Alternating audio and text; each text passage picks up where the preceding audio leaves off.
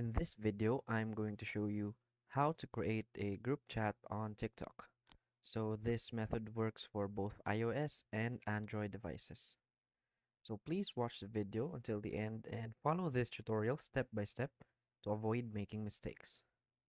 So the first thing we want to do is to open our TikTok application. And in order to create a message or create a group chat, what we want to do is go to our inbox icon in the bottom of our screen. And as you can see here, here is your inbox icon. What you want to do is to tap on the pencil icon on the upper left of your screen.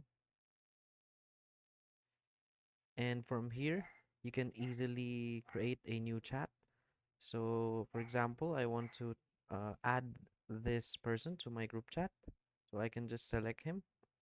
If you want to message him only, you can just select him and tap on chat. But if you want to create a group chat, you want to select many persons as you want, and all the persons you want to join the group chat.